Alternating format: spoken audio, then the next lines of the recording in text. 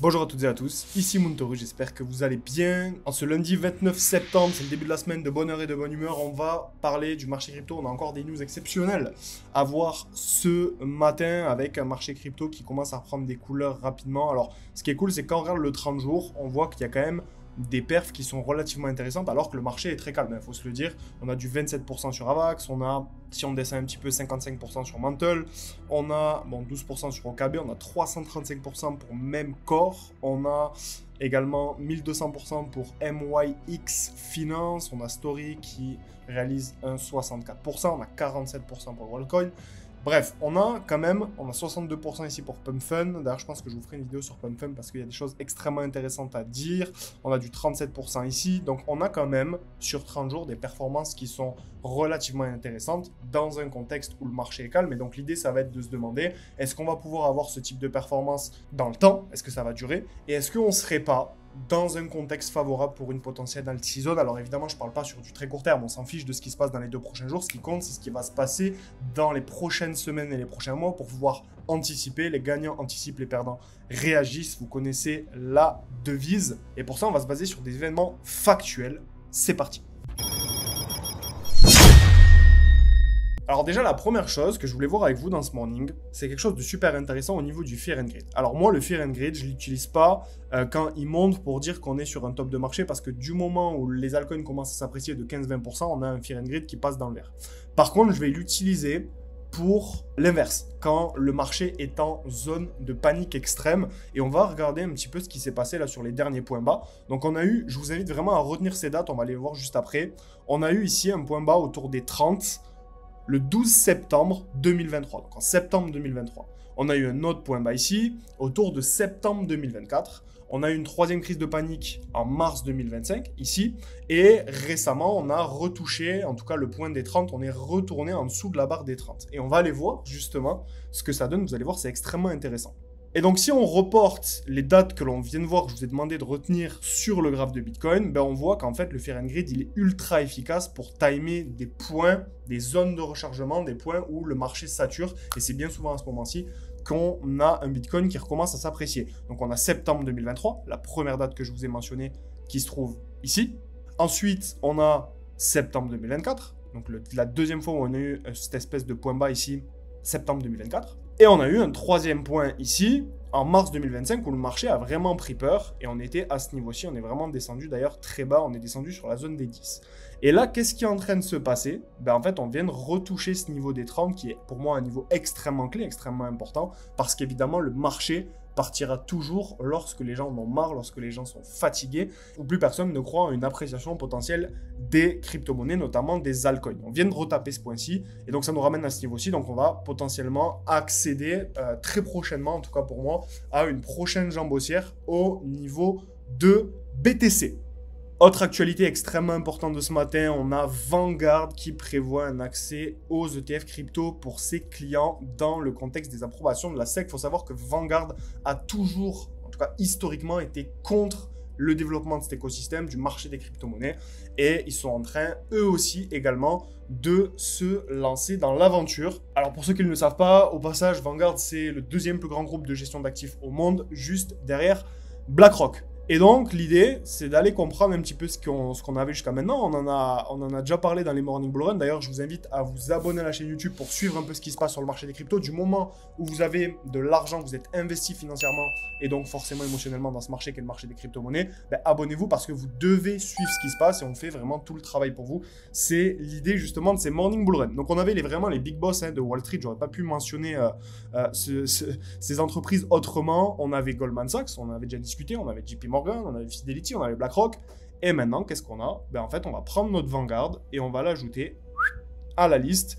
Et là, ben, il y a clairement un consensus qui est en train de se créer. C'est-à-dire que là, vous avez le gratin, vous avez le top de la finance mondiale qui se lance dans l'écosystème de la blockchain et des crypto-monnaies. Je pense ne pas avoir besoin de développer plus que ça. Bien souvent, les personnes qui stressent quand les altcoins chutent, quand le Bitcoin retrace, qui ont peur qu'on rentre en bear market, ce sont des personnes qui ont besoin de preuves factuelles.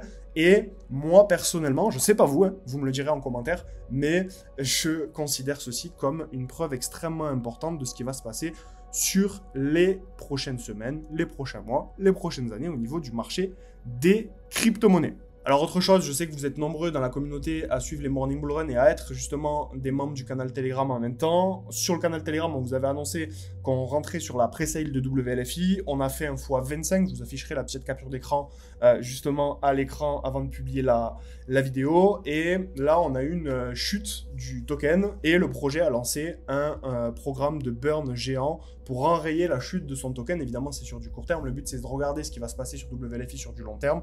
Et c'est plutôt une bonne nouvelle si vous avez investi justement dans ce projet avec nous. Si vous ne l'avez pas fait, ne ratez pas les prochaines opportunités. Rejoignez le canal Telegram, c'est totalement gratuit. Venez chercher la valeur gratuite que vous avez à venir chercher avec nous et ça fera pour vous un premier pas dans la communauté.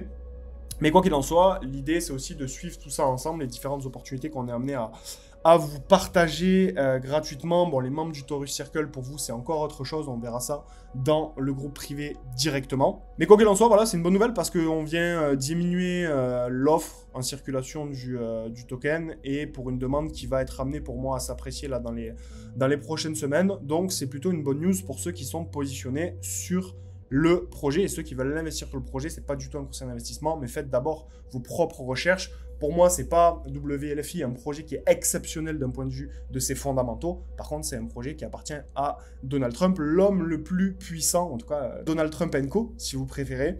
Donc de ce point de vue-ci, je pense qu'il va y avoir forcément beaucoup de capitaux injectés dans le projet, même s'il y a de bien meilleurs projets d'un point de vue fondamental, d'un point de vue valeur dégagée, délivrée dans l'écosystème de la blockchain et des crypto-monnaies.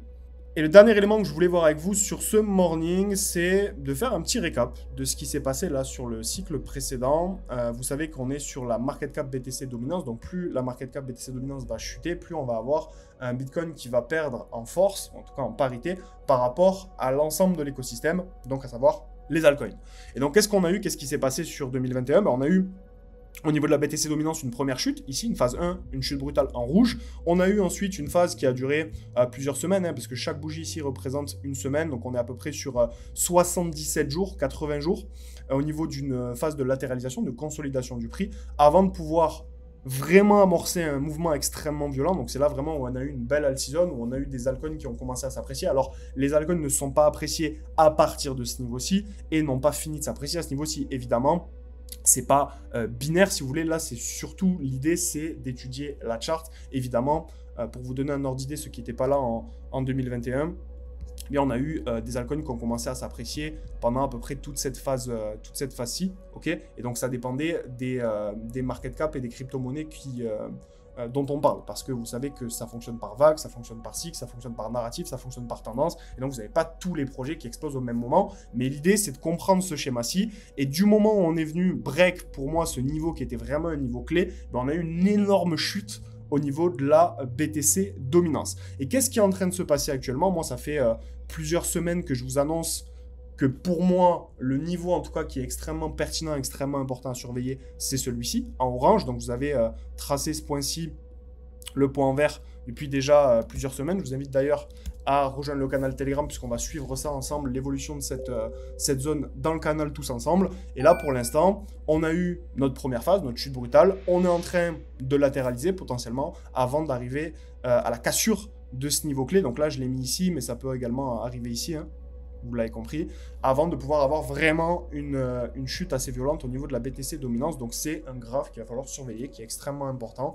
On n'est pas à l'abri de latéraliser pendant plusieurs semaines. Ce qui compte, c'est ce qui va se passer sur du moyen long terme et pas vraiment ce qui va se passer sur du court terme, surtout avec toutes les news que vous avez, que ce soit dans ce Morning Bull Run ou dans les Morning Bull Run qu'on vous fait 3 fois par semaine.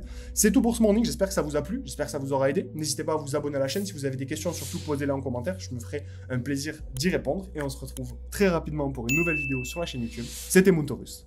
Ciao, ciao.